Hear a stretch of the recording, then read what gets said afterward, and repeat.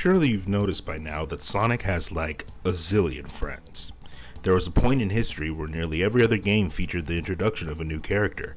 Sometimes they join the cast, and sometimes they don't. After 5 minutes of fame are up, it's time to settle into a supporting role and cheer from the sidelines if you're lucky. Bygone eras of other characters taking the lead have grown fewer and farther between, though the series has recently taken on initiatives to share a bit of the spotlight. That, combined with a new focus on lore and world building, calls to mind one of the most neglected, underutilized settings in the Sonic universe.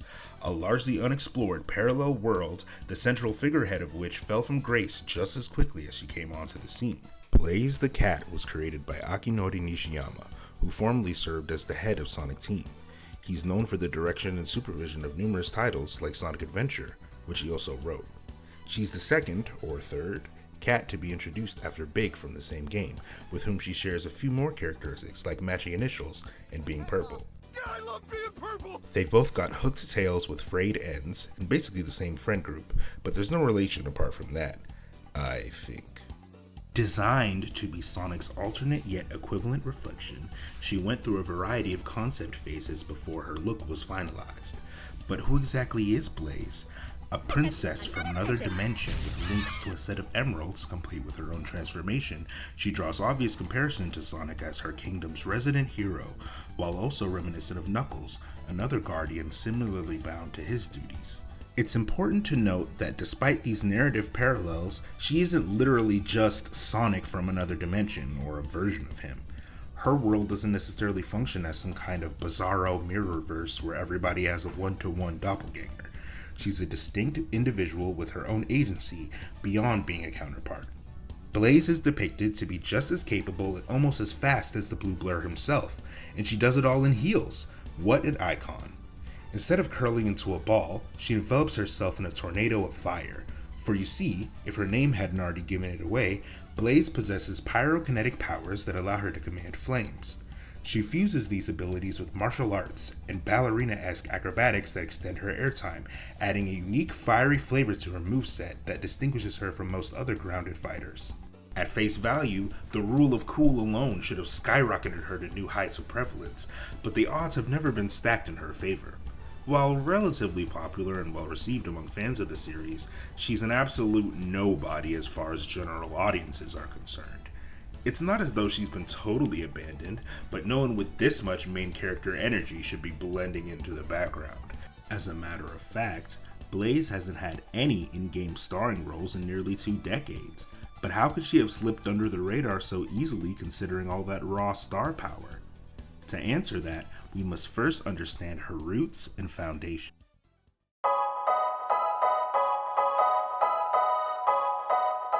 Blaze's character is anchored by a handful of stories that inform the general nature of her appearances going forward. Because they're so obscure and or relatively inaccessible, I can imagine why the majority of consumers wouldn't be as intimately familiar with Blaze's background as opposed to someone like, say, Shadow or even Rouge. So where does her involvement with this colorful bunch begin? Blaze makes her debut in 2005 for the DS. Upon starting the game and playing through the first zone as Sonic, a mysterious figure appears. Briefly expressing her gratitude, she leaps away to complete her mission. With absolutely no clue of what's going on, Sonic and Tails resolve to get to the bottom of it, and man, who cares about any of that when player character Blaze the Cat is now playable? After exiting back to the title screen and selecting Blaze, the real game can begin. Blaze the Cat. Nao Takamori is Blaze's original and current voice actress, while Erica Schroeder, aka Bella Hudson, was the first to portray her in the English dub. The story begins with Blaze knocked unconscious. She comes to, noticing the soul limos are missing, and quickly runs off to investigate. She demands that Dr. Eggman, whom she chased back into this world from hers, return the emeralds at once or suffer the consequences, getting his face kicked in. Cream and Cheese, who had apparently been watching from afar, make themselves known, offering to show her around so she doesn't get lost. Back at the house of Cream's mom, lifting its design directly from X, the Rabbit family suggests that Blaze seek the help of someone named Sonic. Gemerald, who supposedly lives here with them, is nowhere to be found, What have they done with him? We need answers! Anyway, Blaze is unmoved by their hospitality, has absolutely no time to stay for tea, and insists she can handle this on her own. Ultimately, she relents, accepting the offer of guidance through this strange new world. After doing the same awful boss fight a second time, we see the other perspective of Sonic's opening scene. Cream leads her to Mirage Road, a level where you spend one half locked in these enemy rooms and the other half standing on this platform doing nothing. They run into Knuckles, who becomes suspicious of Blaze when he senses a familiar energy, alluding to the similarities between the two sets of emeralds. He loses his patience and confronts her, but is quickly humbled. Retrieving that damn fourth soul emerald from Water Palace, Blaze continues to refuse assistance in her quest. At the mere mention of Sonic's name, Amy appears. Cream introduces her to Blaze, who notices the emotional openness she displays in contrast to her own reserve. That being said, Blaze catches herself in a rare expression of joy as they set off on Sonic's apparent trail, according to Amy. Just past altitude limit, they encounter Sonic and Tails, who've been studying a growing rift in the space-time continuum and suspect Blaze's involvement. She once more rejects the notion of cooperating. After all, she's gotten most of the Soul Emeralds back without his help. Advice from her newfound friends allows her to realize that counting on others might not be such a bad thing. But when Blaze is face to face with Eggman at Deadline, she's adamant in taking him on alone in spite of Sonic's arrival. He doesn't get out of her way, so they duke it out. We learn that she's been ostracized due to her flames, which she views as a curse the Emerald's protector must bear. Perhaps it played out as a sort of Elsa scenario, where she was forced to suppress her feelings and grow up in isolation. Events play out differently depending on who you selected, but I'd like to imagine they fought to a standstill. Maybe. Right as she comes around to relying on others, Cream is held for ransom and is now depend on Blaze, who finally understands what it means to be a friend.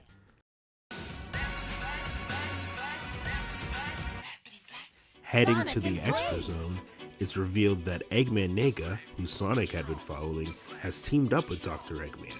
Together, they explain the polarity between the two worlds and their respective sets of emeralds.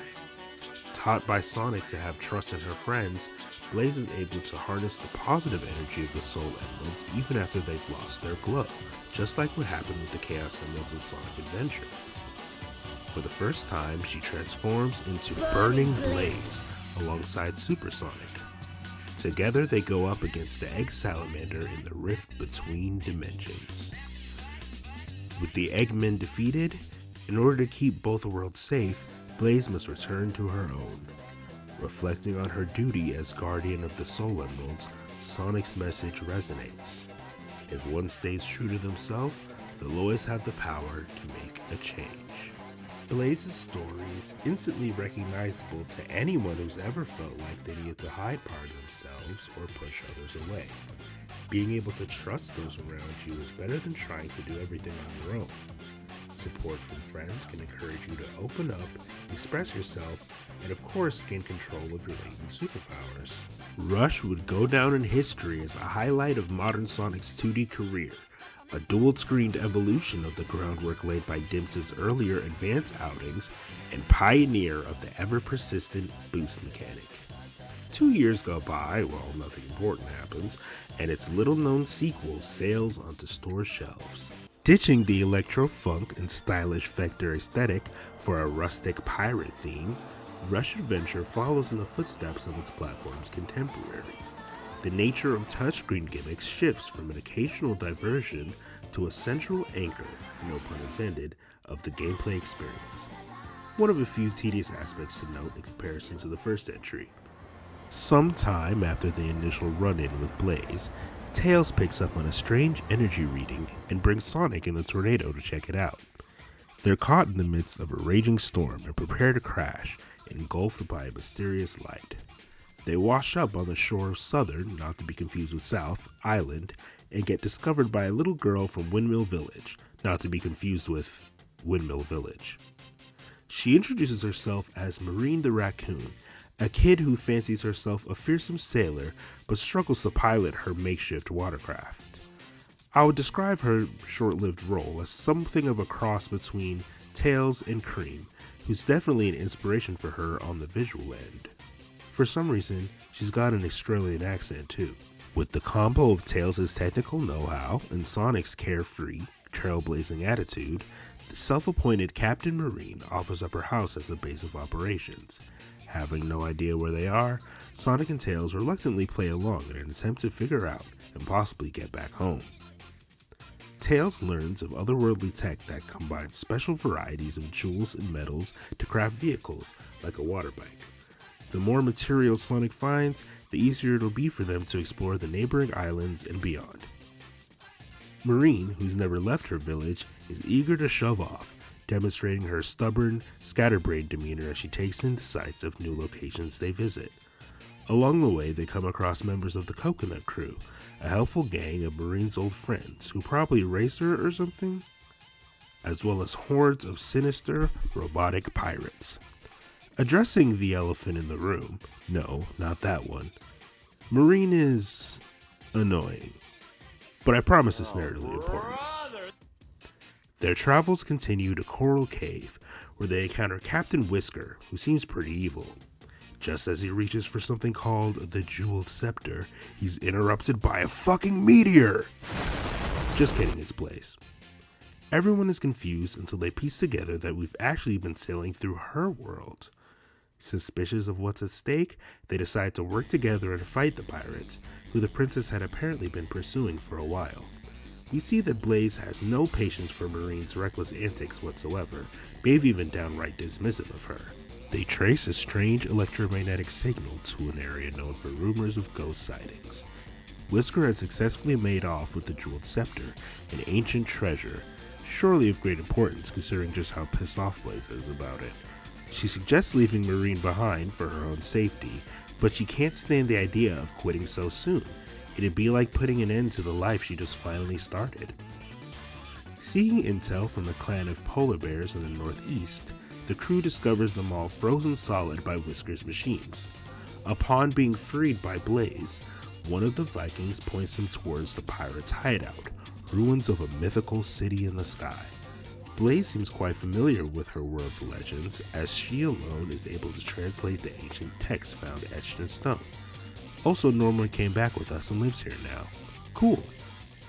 As usual, her ass is not listening. Touching something she wasn't supposed to while exploring a hidden cavern launches everyone high above the clouds. Blaze is still scared of heights, as shown in the last game. It's a neat contrast. Tails flies aircrafts while Marine sails the ocean, which is Sonic's fear. They discover that a previous floating civilization crashed into the sea long ago, and those ruins are where the pirates take refuge. The Jeweled Scepter they stole is said to exhibit control of the planet's geology, so we gotta hurry to find it before they start, destroying the world with volcanoes or something. They sail around looking for clues to unlock the entrance with a set of runes that serve as the key. Eventually, the others determine it's for the best if Marine stays home while they go after the pirates. She's predictably upset by this and argues to prove herself, but Blaze snaps and calls her a nuisance. Feeling like a burden, Marine runs away just before they infiltrate Pirates Island. Johnny, who calls himself the Sultan of Speed and claims rivalry with Sonic, racing him for each Chaos Emerald scattered across the sea, is revealed to have been working as Captain Whisker's right hand the whole time. They make a kick-ass fighting duo, both fully voiced for whatever reason, before being dispatched by Sonic and Blaze. Well, Sonic or Blaze, but it's a lot cooler the other way. Johnny runs away like a bitch and is never seen again. Marine is shown to have chased the pirates by herself, but is quickly captured. The heroes come up with a plan to rescue her, sinking Whisker's warship in the process. Marine finally apologizes for being such a damn hooligan, before revealing she nabbed the scepter at the last minute, which is then returned to its rightful shrine. The next day, the gang are pondering a way to get Sonic and Tails back home. The head of Blaze's royal guard, appropriately named Gardon, reports that the kingdom's treasure had been stolen once more. Gosh, I wonder who it could have been this time. According to the legends, this jeweled scepter is meant to serve as a key unlocking the mystical force known as the Power of the Stars. Behind these schemes is not only Dr. Eggman, but Eggman Nega as well.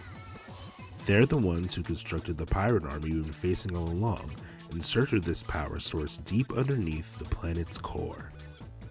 Wielding the scepter whilst piloting a mech known as the Egg Wizard, the crew chases after them in Tails' magma hurricane. As it turns out, the power of the stars is essentially the glue holding all parallel dimensions together. At its full potential, it surpasses even the Chaos and Soul Emeralds combined, and can destroy an entire world on its own, starting with Blaze's kingdom. Enraged by his threats, she's reminded by Sonic to keep her cool as they join forces and transform once more to face the Egg Wizard. Just as NECA is about to fire the Planet Buster laser, which even Eggman has second thoughts about, Marine comes out of nowhere with a goddamn energy blast that buys Sonic and Blaze enough time to deal the finishing blow. For years, this bizarre, unprecedented display of power was left without explanation, but it was later suggested and ultimately confirmed as a form of hydrokinesis. I think this moment is meant to signify Marine finally proving herself as not only a valuable member of the team, but someone Blaze can trust, sharing in common the elemental powers once deemed by herself as a personal curse. The next morning, Tails has put the finishing touches on the SS Tornado EX, a vehicle designed to cross dimensions with the combined power of the Soul and Chaos Emeralds. They're implied to be like opposite ends of a magnet, attracting or repelling one another depending on the intentions of the user and the will of the emeralds themselves. Whether or not the Chaos Emeralds are sentient is somewhat unclear, but it seems to remain consistent that the Soul Emeralds are. Blaze even wonders aloud whether it was them who called Sonic to her dimension in the first place. Tails and Sonic prepare to leave as Marine sees them off in her newly built ship, with which she aims to explore the world. She promises to keep working hard and growing stronger, confident they'll cross paths again, even if it means a visit to their dimension. 'Cause no way it's goodbye forever, right? Right? Blaze and Marine watch the sunrise together, ready to face whatever new horizons await them. I can't help but get the vibe this was meant to set up the Soul Dimension as a recurring location, but obviously didn't come to pass, as these plot threads would be followed up on anytime soon. Sometimes I wonder, how different would things be today if Blaze had gotten just one more game? I guess we'll never know. Closing out this recap of Blaze's most character-defining adventures, there's one last story essential to her identity that needs addressing. The wallpapers from Sonic Channel, of course. The theme of 2021 was a monthly series featuring Sonic interacting with a friend or foe in various locations from across the series' history. Each cover story described one chapter in a mysterious sequence of events regarding the Chaos Emeralds losing their shine. Episodic in nature, every character contributes in their own way to the overarching plot. November sees an encounter with Blaze in Coral Cave. Sonic had been transported here after he went looking for the emeralds he and Amy had previously left behind at Twinkle Park. Reacting to the presence of the others he'd collected, he was summoned to assist Blaze in defeating a rogue army of robo-pirates. In spite of having spent so much time apart, the two of them are seamlessly coordinated in taking down the damaged robots, who are rendered feral and aimless without their leader. It's noted that Blaze isn't usually so open to letting others have her back, and even though Sonic and friends helped her loosen up, her standoffish demeanor remains unchanged. Deeper in the cavern, Blaze insists this is her problem now, and that Sonic should leave. He accepts, retreating to help her do it alone, as he puts it.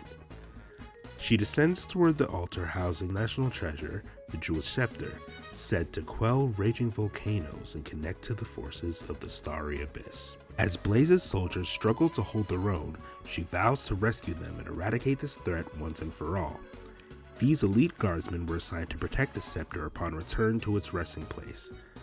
Though battered and exhausted, they found renewed strength in the sight of their radiant, unyielding princess. They are nearly overwhelmed just as a blue whirlwind arrives to tip the scales. Sonic's been securing the Shrine's perimeter and can use a hand. Reluctantly, Blaze asks for his help as well, and together they wipe out the remaining robots in a fiery display of teamwork. Curiously, Light from the Soul Emeralds restores the energy of Sonic's darkened Chaos Emeralds, calling the gem's divine will into question. Just as he's drawn home by their glow, a headless Captain Whisker reappears to settle the score, single-mindedly driven by his programming. Confident she can handle him on her own, Blaze sends Sonic back to his world. He returns Twinkle Coaster's emerald, now rekindled thanks to the Soul Emeralds. Sensing the heat it gives off, he can almost feel Blaze's encouragement from across dimensions. The article concludes with an overview of Blaze's attributes, offering unique insight into her core traits. Despite her claim to the throne, her independence defies expectations and she freely ventures beyond the castle walls. Endowed with the power of flames, she bears a solemn duty as guardian of the Soul Emeralds. Living by the creed that her strength exists to protect the smiles of her people, she embodies the essence of noblesse oblige by using her status to uplift those around her. She may seem distant due to her stoic attitude, but reflects her sense of discipline. Amy and Cream are named among those that helped her out of her shell, alongside Sonic, who thrives on freedom and instinct, contrasting her values of order and responsibility.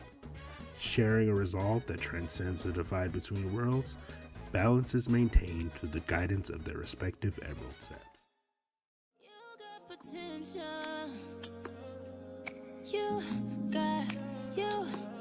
With a firm grasp on who exactly Blaze is, the storytelling possibilities are seemingly without limit. The Soul Empire is surrounded by an endless ocean housing dozens of tropical island locales we've just barely scratched the surface of. While the Chaos Emeralds are free agents that scatter across the globe and answer only to their master, the Soul Emeralds seem to be primarily devoted to and secured by the royal family, with no direct counterpart to Angel Island nor a corresponding controller. In what other ways does this world differ from Sonic's, and who's living there? Dinosaurs?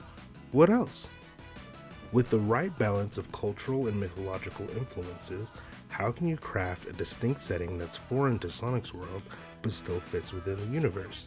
As leader of a nation, the responsibility she serves to her citizens is a compelling hook that adds deep personal stakes to any number of potential conflicts to explore with Blaze. Truth be told, Blaze was introduced right on the cusp of the transition away from story-driven games that heavily featured the supporting cast and lead roles. Now we're only just getting back on our feet in terms of storytelling and characterization, and we've got to get the inner circle nailed down before even thinking about branching out.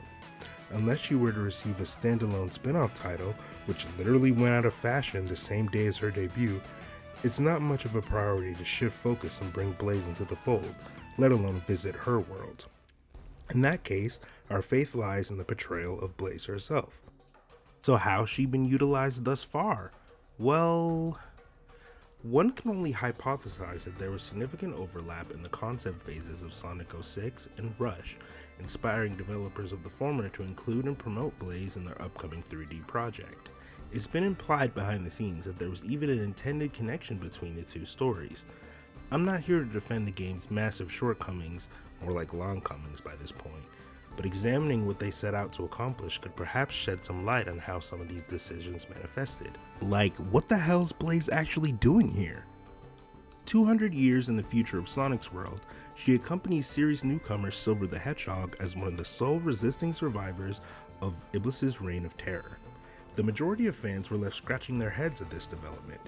Didn't Blaze's game just come out? Why would they retcon the backstory given there just to throw it all away, staple her to Silver, and prop up his story? And they kill her off too? While indeed at the mercy of uncharitable impressions such as simply Silver's sidekick that died, there's a bit more than meets the eye here. For one, no, she doesn't die. I mean, literally right before doing the thing, she says, "Stop time, then seal us into a different dimension." It's argued that this isn't meant to be taken literally and she's just telling him that so he doesn't feel bad about her dying and stuff, but there's no reason given for us to believe that this is a lie. The precise mechanics of temporal dimensional manipulation here are shaky at best, and the rules have never been consistent. It seems that the game still aims to present her as a princess, considering she's accepted as a vessel of Iblis due to what is described as a royal soul. This transformation is an intentional nod to Burning Blaze. She doesn't die, she turns into Burning Blaze and warps back to her own dimension and forgets the events of 06. Oh, good. I wish we could all forget the events of 06. Somehow, she's aware of how Chaos Emeralds work and is able to use them effectively. It's also suggested that her soul may still contain Iblis. What's the takeaway from all this? Her origins most likely haven't been retconned, and she's in the future by some other means than being born here. Though it still doesn't explain why she doesn't acknowledge any of the other characters, nor intervene at the prospect of murdering Sonic. For this reason, Blaze's presence in this game is largely regarded as a nonsensical, out-of-character fluke that can be safely ignored, as if she was just added on a whim without thinking any of it through. But I'd like to push back against that and perhaps arrive at a sensible conclusion that ties up all the loose ends they may or may not have actually considered. For a while, a few fans ran with the theory that 06 is a functional narrative prequel to Rush, drawing upon shared symbolism between these two sun-themed kingdoms in the way their princesses are linked. I guess involving some combination of Solaris, the Emeralds, and or Jeweled Scepter, rewriting history to alter fate, it crowns Blaze princess or creates her dimension in the first place. Maybe we can rule this one out. Supposedly, there's an official explanation for all this that Sonic Team is still keeping under wraps, but none of these details have been addressed in any official capacity beyond the fact that Rush is confirmed to take place first, chronologically. Personally, I don't believe that Blaze, as we see here, has experienced the events of Sonic Rush. Maybe, in this timeline, it can't happen. Most notably, she has a few curious lines about a blue hedgehog, a double entendre that was lost in translation, but could also mean green or naive hedgehog. It's a bit of a stretch, but the only way any of this could work is if we assume the Soul and Chaos Emeralds share the ability to time travel as well as cross dimensions, and Blaze was sent here on a mission. Perhaps their vague, cryptic whispers spoke of a choice encounter with a hedgehog of some kind. In this bad future, where Iblis was eventually released, the majority of humanity was wiped out. Because the Robotnik lineage ends here, the plot of Rush is unable to be set into motion by the interference of one Eggman Nega. Originally depicted as Eggman's negative counterpart from Blaze's world, as early as I can research, he's been described as a distant descendant. This contradiction derives from Sonic Rivals, a duo of side-scrolling racers on the PSP that serve as Silver's reintroduction after the events of 06 were undone. Nega, Silver's nemesis from his time period, is disgraced by and resentful of his ancestors' failures, attempting to erase them from history. Inversely, the Eggmen in the Rush games work together with such synchronization that they finish one another's sentences. Maybe before turning against him, Nega went back to see Eggman's incompetence in person and came out hating him for it. The exact order of how this plays out is unclear, but since Sonic and Tails actually never come face to face with Nega in either Rivals game, their recognition of him and his conflicting identities is a non-issue when sorting this out, meaning bro went all types of non-linear between these four games. Without Nega around to engineer threats to Blaze's kingdom, the Soul Emeralds can afford to send their princess away long enough to develop a bond with Silver, providing each other the balance they need to survive in the ruined future. Her sacrifice was not just in leaving Silver alone, but unwittingly subjecting her kingdom to greater dangers. Obviously this is just my take on it, but it's better than lame cop-out answers like, Blaze is only a figment of Silver's imagination and no one else can see her, or Blaze does know the rest of the cast, but they catch up off screen to spare us more repetitive reunion scenes. Theoretically, while Rush technically occurs before 06 would've, it's only made possible after Solaris is extinguished and the latter's events are all reset, so it's easy to pretend none of this ever happened because it technically didn't. Out of sight, out of mind, right? In the DS port of Colors, which is in a limbo of dubious canonicity, but generally accepted as an official take on the story, Blaze and Silver are among the many patrons of Eggman's theme park, the occasion for which they're visiting this world/time. Marine gets her first and last mention ever. Despite being strangers, they share a faint feeling of familiarity as if they've worked together before.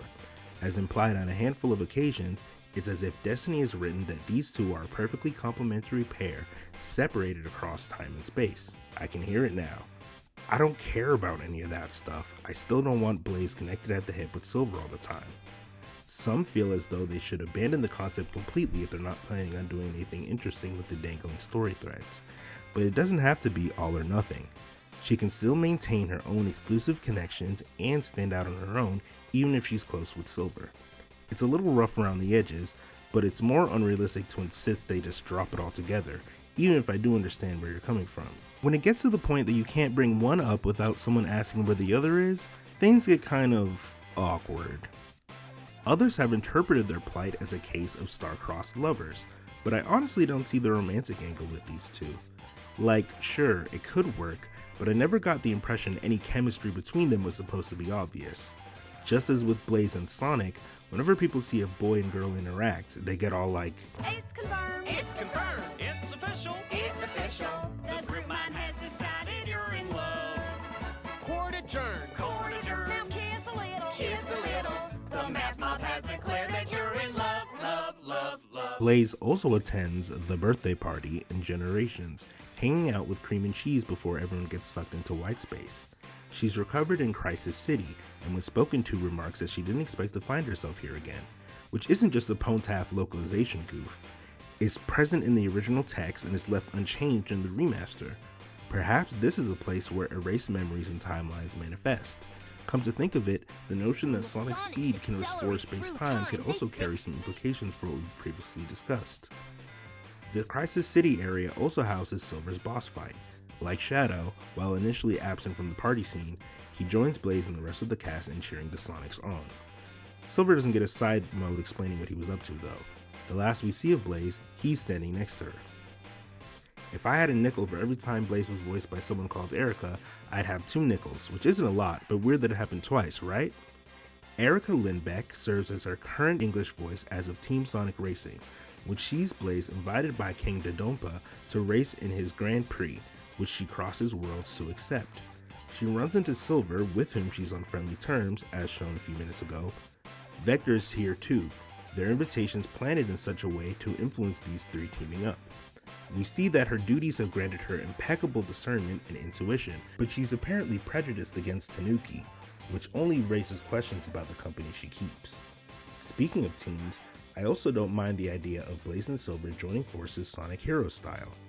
Though like all teams, they should be free to mix and match depending on the situation, the way Marine is often dismissed or overlooked in these conversations echoes my overall sentiment about Blaze and underutilized characters in general. Marine's boring, she doesn't do anything and she can't fight, so replace her with someone cooler. Why on earth would Blaze be hanging out with someone random like Chaos the Ancient Water Spirit over her own literal best friend she knows will have her back?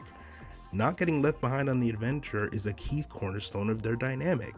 If a character hasn't gotten a chance to display impressive feats or demonstrate major utility, you use them where they fit in so they have opportunities to develop and get more experience. Don't just keep them benched indefinitely. This game, as well as its follow-up, Crossworlds, show off a variety of interactions between Blaze and other racers on the track. There's no story mode here, however, which I think was a missed opportunity to include Blaze and Silver in a handful of low-maintenance scripted scenarios. The premise of crossing dimensions gives them fair justification to be involved in the plot for once, whereas usually you'd have to pull a bunch of strings just to have them present. Cause beyond a brief mention of Frontiers, the mainline games just don't seem invested in giving Blaze the limelight just yet. As I said before, finding a perfect mix of inspo, Silk Road Fantasy, High Seas Voyages, Lost Mystical Treasure could go a long way in forging an identity for Blaze-centric stories. Royal Intrigue contributes an emphasis on drama and mystery, while exotic culture and arcane myth could produce a one-of-a-kind atmosphere. But since all this potential continues to lie dormant, can you really blame the wider audience for coming to the conclusion that Blaze was really cool in the DS game, showed up in 06 for no reason and died, completely forgotten? Besides their media literacy and, well, regular literacy coming into question, I don't think I necessarily can. While there's been some effort to maintain the weight of her importance, it never quite reached the same momentum, and like all the rest before her, Blaze would soon fade away into one more name to cross off a list.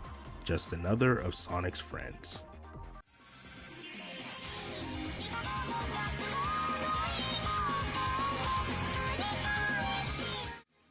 Blaze's fire wouldn't be put out just yet. She's known to cameo from time to time, and is generally considered a permanent fixture of the auxiliary Sonic cast, despite her resounding lack of attention. All things considered, she's got a pretty decent track record of appearances in supplementary, albeit usually non-canon, material. For instance, Blaze has perfect attendance throughout the Mario and Sonic series. Here, she's an all-around type character, which might be a nod to her near equal measures of speed and power.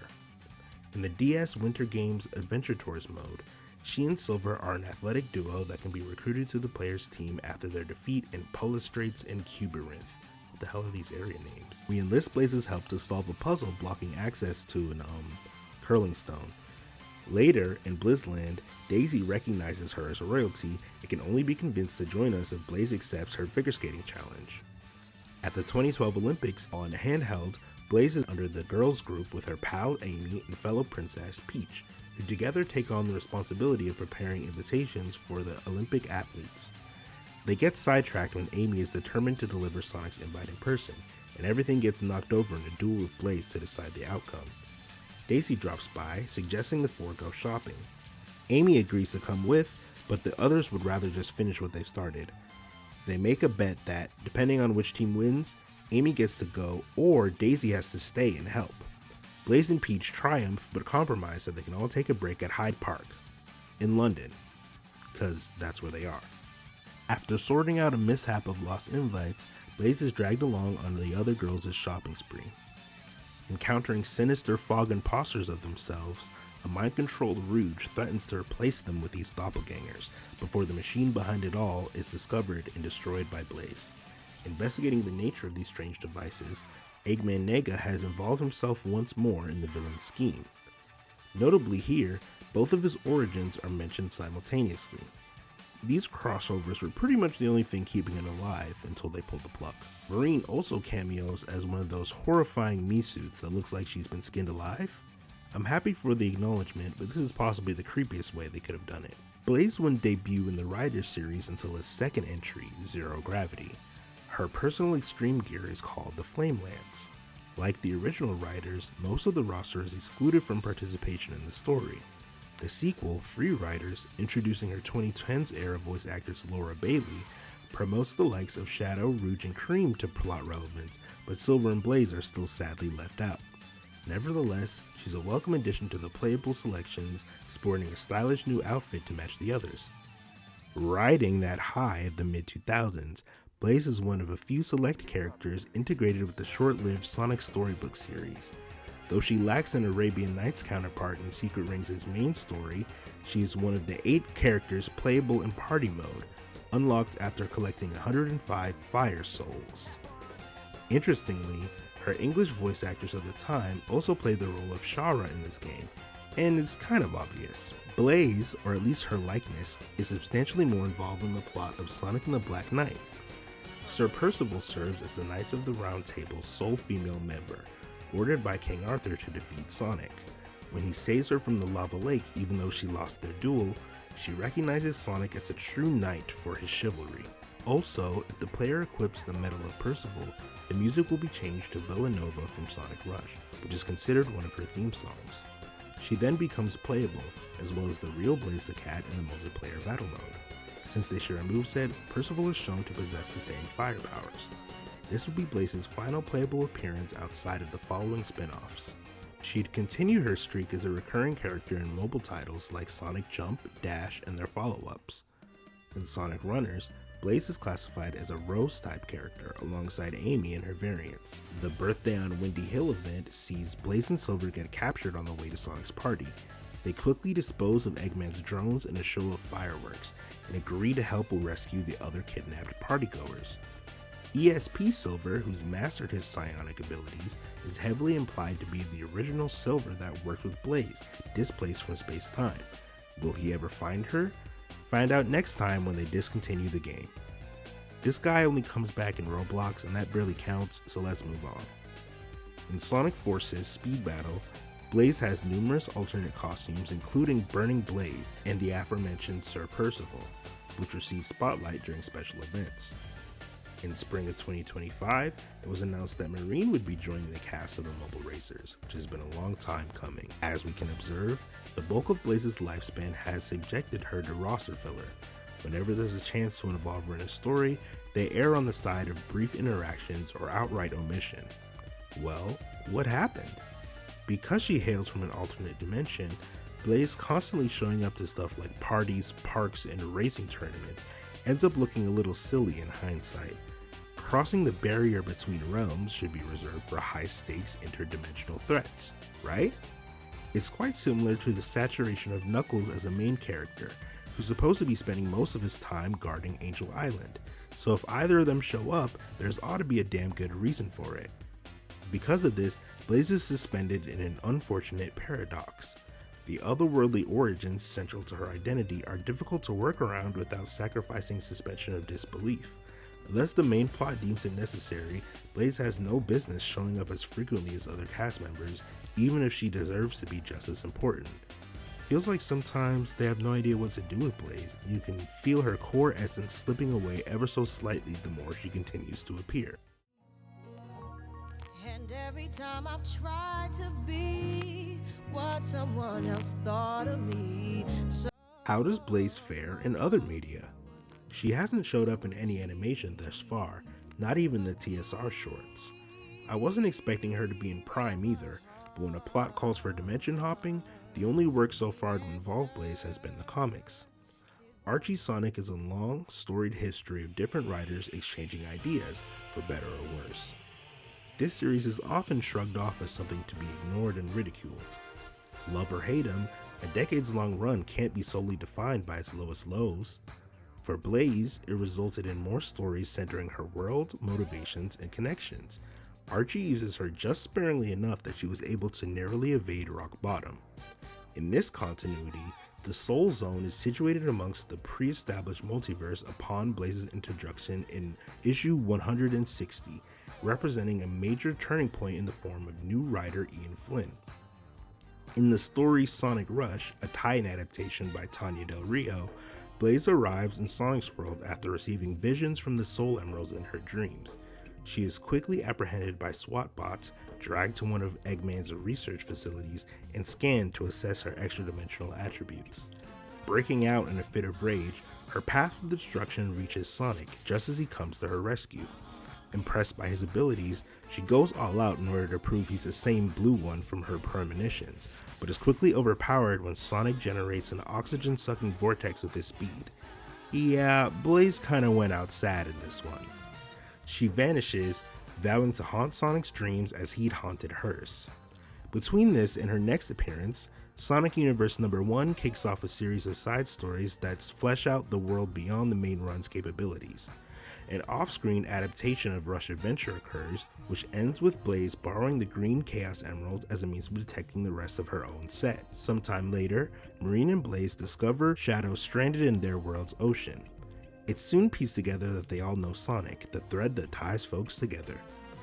A nearby village is under attack by Metal Sonic, and the trio work together to dispose of him. It's pretty cool to see a more detailed depiction of Blaze's fighting style, as well as Marine commanding the weapons on the boat. Metal goes down with the dimensional engine that was Shadow's only way home, his words not mine. Much to his chagrin, he finds out from Marine that the mechanic skills she boasted were mostly the work of Tails, making her single-handedly responsible for the best face of all time. Blaze offers him the emerald she was holding on to, wishing him safe travels as he warps back to his own zone. We don't hear from this iteration of Blaze again until the Treasure Team Tango arc. She travels once more to Mobius, meeting Amy and Cream for the first time. Together they form a pseudo-Team Rose, with one purple cat subbing in for another. I actually think this trio works pretty well as a feminine twist on the roles in Sonic's theme. It's a no-brainer for involving Blaze and her world more closely with the primary action. They fight over a misunderstanding, coming to realize it's the very same Princess Blaze from the story Sonic has told, and Amy volunteers to help in her search for the missing Soul Emerald, along with Cream, Cheese, and Nicole. Blaze isn't so keen on cooperating, especially as Rouge appears, offering to tag along with obvious ulterior motives. She snags the gem for herself, and before Blaze can make any moves, she calls upon the rest of Team Dark for backup. Blaze is especially furious at Shadow due to their previous meeting. Him and Rouge have second thoughts, aware of the catastrophic consequences of stealing the Soul Emerald, but neglect to waver from their assigned mission. Omega is floored by Blaze's destructive power and becomes infatuated with her just as the Hooligans, now known as Fang's gang, hold Cheese hostage. Not only do they have their sights on the Soul Emerald, but the Babylon Rogues have also descended upon the tag team madness. But Blaze doesn't care who's in the way. She's gonna make sure her world is safe by any means necessary. A four-way brawl breaks out, and Blaze starts thinking her burdens shouldn't be laid on anyone else's shoulders. Amy and Cream reassure her they're in it together. Blaze uses one of Bean's bombs to Aura Farm, and despite Rouge's intent to double-cross them, Shadow ultimately pulls through and does the right thing. As Amy recounts the story to a concerned Vanilla, she remembers Nicole had been left behind. Blaze reprises her role in Archie's adaptations of Generations and the Olympic Games. In Worlds Collide, a crossover with Mega Man, she's turned into Blaze Woman, one of the roboticized masters. She and Silver are returned to normal, and eventually join the remaining heroes in the final battle. Pitted up against all the fire-themed guys at once, Blaze faces off against several robot masters until the universe is rebooted by the Super Genesis wave. Despite reality being so heavily altered, Blaze would retain her memories of the previous events. In the reboot story, Pirate Plunder Panic, she finds herself back in her world with the unexpected additions of Amy, Cream, and Cheese. Marine is here too. While battling the Blackguard pirates in search of the 7th and final Soul Emeralds aboard their ship, Bark and Bean were also found to have been transported to Blaze's world, apparently in league with the pirates. Blaze confronts Captain Metal, the same Metal Sonic that fought Shadow all the way back in Universe Number 1, and he blows up the ship that, as far as Blaze knows, all her friends are on. She vows to destroy him in revenge, but is captured in efforts to use her powers for evil. Just as Blaze finds out everyone isn't dead, Johnny swoops in to grab the Soul Emerald for his captain. Our heroines are forced into an unlikely alliance with Bean and Bark, freeing Blaze from the Genesis reactor and allowing her to transform with the recovered emeralds. Captain Metal is melted down by burning Blaze, who sinks his ship and sends the others back to their home dimension. She's mentioned and alluded to in a couple of other issues, but apart from a few funny off-panel segments, Archie Blaze's story pretty much ends there. In the cancelled Sonic Universe 96, Bunny Rabeau would have been summoned to Blaze's world by Marine to help face a new antagonist known as Null, who appeared to be an amalgam of absorbed souls. But since the comic had been discontinued by this point, this storyline never saw the light of day. The next run by IDW Publishing hit the ground running with what was at first essentially Archie business as usual, with many of the same artistic staff involved. The fluff is trimmed significantly to stage the story within the game's canon, specifically in the aftermath of Sonic Forces. In issue 4, introducing the brand new character Tangle and Lemur, Blaze randomly appears out of nowhere to help bust up some robots. They kinda dance around her absence from Forces, the Soul Emeralds having left her in the dark for 6 months. But since Sonic and everyone else managed to save the day just fine, she must have been called here for a different reason. She ends up helping the Resistance liberate Angel Island from Master Overlord. Blaze and Silver decide to stick around for a bit, and she helped him start a garden by burning up the ruined soil. They put Blaze on a bus for the Metal Virus arc, where in an earlier draft she would have been present for the outbreak, but soon found that her powers ran the risk of melting the Zombots. Ultimately, it was scrapped for being too dark. In the meantime, Blaze's kingdom, which we get our first glimpse of, has been peaceful as ever. Gardon, who only had like 5 lines in game, is shown to have a relationship with Blaze similar to that of Peach and Toadsworth, with him constantly worrying for her safety. As such, he's wary about investigating the loud crash from the sky. Blaze responds that if something poses a threat to her home, she'll show it who's dangerous. Found in the crater is an amnesiac Sonic, who was transported here after he and Silver went super together to get rid of the Metal Virus. Having overloaded the Warp Topaz with energy, Sonic went missing in the resulting explosion. Not remembering anything about his own identity, Mr. Needlemouse, as nicknamed by Marina off-screen, is reminded of his past adventures with Blaze by the power of the Soul Emeralds. With Sonic's memory restored, she sends him back, but not before mentioning Amy and Cream. It was interesting to get a closer look at Blaze's kingdom, but this brief visit doesn't do much for the greater story at hand. As mentioned by the writers on occasion, there is no hard mandate that outright bans fleshing out this world any further, but it's definitely been placed on the back burner due to a lack of in-game material to use. Due to this predicament, there have been efforts to work around these restrictions and give Blaze a proper amount of screen time. The idea is to make Blaze and or her kingdom more accessible, and since there's not much you can do with the alternate dimension setting, they might as well be better off merged as one. Ian Flynn posits that Blaze being from another world isn't what makes her interesting, and it's not that different from Sonic's anyway, so it's unnecessary to keep the charade going. But I think I kinda disagree. You can't just take Bikini Bottom and push it somewhere else with this one. If you just plopped a handful of islands on a random ocean on Sonic's world and said that's where Blaze's kingdom was now, it wouldn't have nearly as much impact nor intrigue as it once did. I understand having to play the hand you're dealt, but the proposal influenced by this mindset would be a huge disservice to the scope of Blaze as our own planet's hero. Reduced to a mere extension, it undermines the cosmic implications of parallel worlds. I don't know which sounds better, continuing to ignore the dimensional aspect just as they have been, or acknowledgement for the sole purpose of no longer having to deal with it. Besides, if they weren't keen on letting us explore these locations in the first place, what makes you think they would just because you made them easier to access? In attempts to strike an appropriate balance, a compromise was made to relieve Blaze of her duties indefinitely with increased proximity to the main cast. The story Guardians begins with Marine and Blaze having hunted down what was apparently the last of the robot pirates, continuing the thread established by Sonic Channel. We learned that not a single member of Whisker's crew survived, even though it seems possible some of them could have. Nope, they're all dead. Finally, the pirate scourge that terrorized the seas is vanquished. Since no other threats to the kingdom have been written yet, is completely at peace and Blaze is allowed a chance to relax.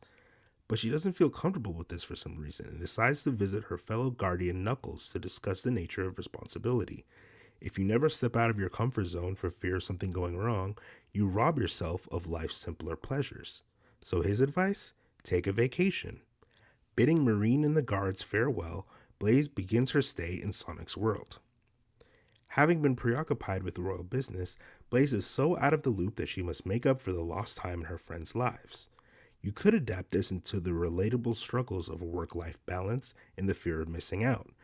Lampshading her absence from the series at large, these compelling themes still carry the spirit of her original arc while still pushing it further into uncharted territory. This adds to our opportunities of being involved in more diverse storylines and character interactions. Instead, Blaze's presence mostly allows her to be more readily available for ensemble fight scenes, in more or less the same way the comic had been using her before. She arrives with Silver, Amy, and Tails to help take down Eggperial City. When she's not offering up her skills to the Restoration's efforts, Blaze uses her vacation time to go international sightseeing with Sonic. Out of the blue, she now has such an appreciation for Sonic's world that she feels the need to show an equal amount of dedication in protecting it as with her own, which seems like it came out of nowhere, but okay. They do touch on how Blaze grapples with balancing fun and responsibility, which Sonic can do effortlessly. On their way back from Spagonia, they run into Silver, and Sonic hammers in just how supposedly quote-unquote made for each other he and Blaze are. She offers to bring him along, with Soliana mentioned as another tongue-in-cheek nod to their time together in 06. As their world tour continues, they keep aiding the Restoration by running shipments back and forth to various nations. Having both fought Sonic in the past, they have a laugh with Sergeant Kit over just how many friends he's made out of former adversaries. In Sonic's 900th Adventure Special, he and Tails are playing hot potato trying to get rid of the dangerously unstable Warp Topaz. Among the friends Sonic encounters on his way, Blaze is hanging out with Cream and Cheese, who all agree to help. They get warped between recognizable locations like Tropical Jungle, Water Palace, and Red Mountain, the Topaz growing more and more unpredictable. With Cream and Blaze's combined abilities, they make it through one last rapidly closing portal just in time. Blaze and Silver return to discover their garden destroyed, along with Restoration HQ in the aftermath of the Phantom Rider arc. He decides to start fresh and grow an apple orchard in his place, with Blaze commending his optimistic resolve. As they're greeted by Amy and Tails, she feels bad about not being here to help when things went south. She reiterates that even though she's supposed to be on vacation, she still feels responsible for the safety of this world's people. Volunteering herself for the rebuilding effort, Blaze tags along to check on the Restoration's local allies, while Silver accompanies the Diamond Cutters. She, Tails, and Amy set off in the tornado, but eventually switch to a car due to Blaze's fear of heights. Everything seems normal and peaceful when they arrive in Barricade Town, but Blaze doesn't buy into it. Her friends admire the devotion she has to protecting others, but wish she wouldn't be so hard on herself. All the nearby towns seem to be doing fine, which Blaze attributes to Amy's hard work as the Restoration's initial founder. At Turtle Shell Island, which houses a floating village, they find Surge and Kit. The latter has manufactured a crisis, so the former can get the glory of saving the day. He also really hates Tails still. With one of its anchor buoys destroyed, the town won't stay afloat much longer. Surge rushes to cut off another in an attempt to balance the weight. Blaze gives chase, scolding her for sinking the city faster with her impulsive actions. Surge is only interested in cool and flashy heroism, begrudgingly pitching in to help Amy evacuate the townsfolk. Tails thinks up a plan for Blaze and Kit's collective skill set to keep the island stable long enough to repair both buoys, taking advantage of an active underwater volcano beneath the village. Kit is reluctant to upstage Surge, but agrees to carry Blaze in a bubble to the bottom of the crater lake, where she'll generate a thermal vent, manipulating the heat and water pressure to trigger a series of geysers. Blaze reflects on isolating herself in the past because of these flames she wields. Remembering Cream, Marine, and the others who helped her embrace it as a gift, she discovers a new purpose in giving back to those in need. Which, okay. You won't see me complaining about screen time, even if it reads a bit like a first draft. A refresher for the audience on who Blaze is and what she stands for is probably for the best, but I hope they don't tread the same ground for too much longer. Let's stop dragging our feet and use this turning point to take Blaze's character in a new direction that builds on her established traits and honors her cross-dimensional heritage. Is that too much to ask? I'm not saying she needs to become like Phoebe on the Magic School Bus and bring up her old school at every turn, but the origins of foreign or alien characters can remain significant without holding them back. Something that happened back in St. Olaf. Oh, Rose, stop. Rose, why is it when any one of us makes an observation, the first thing we hear from you is back in St. Olaf? Did it ever occur to you that we might be sick and tired of hearing back in St. Olaf, back in St. Olaf, back in St. Olaf? Gee, no, I never realized. I'm sorry. Oh, that's okay. Back in that town whose name you're tired of.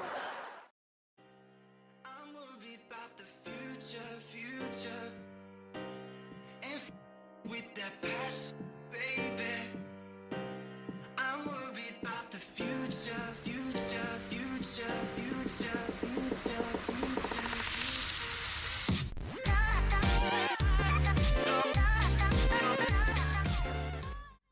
On November 15th, 2025, Sonic Rush turns 20 years old. Oh, and the Shadow game too, I guess. Things are actually looking up for the Soul Dimension in terms of content these days. Blaze shows up in all the latest side games like Rumble, Blitz, and Speed Simulator. She's one of the party guests at the Murder Mystery, with a dazzling costume, I might add. Here she plays the role of a wealthy industry titan involved in a heist scene opposite Rouge. Marine has even been included in a bit of supplementary material. She narrates like 3 whole recipes in this cookbook. Now all that's left to do is free her from this fuck-ass pose. She, Whisker, Johnny, and Norman are also slated to join Blitz's massive deck of cards, marking their first modeled appearances since their debut. For Sonic's 25th, Blaze and Marine popped up in a few of these comic strips, as well as Eggman Nega being framed once again as her rival, providing a more concise description of his villainous motives. Blaze has always been featured heavily throughout several of Sonic Channel's calendar wallpapers, seasonal artwork, and special events. Here's the drawing they put out for this month. Isn't that cool? In March, to celebrate the site's anniversary, they killed 6 characters. Marine and Eggman Nega were among the bios dropped from the page, and all the cool 2D art was phased out in favor of new renders. There's a few stories in Otherworld's comedy, with costumes to come back later. Then Marine got a chance to win some votes and show up in even more artwork.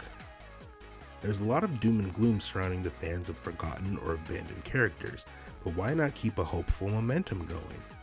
Merch is few and far between, let it be known that there's a demand for more. Give Blaze a Tales Tube episode where she explains the science of alternate dimensions.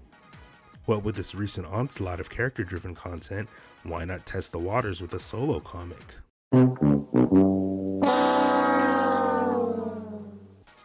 Though I'm not at all holding my breath, I would be really interested to see an incarnation of Blaze introduced to the live-action movie universe.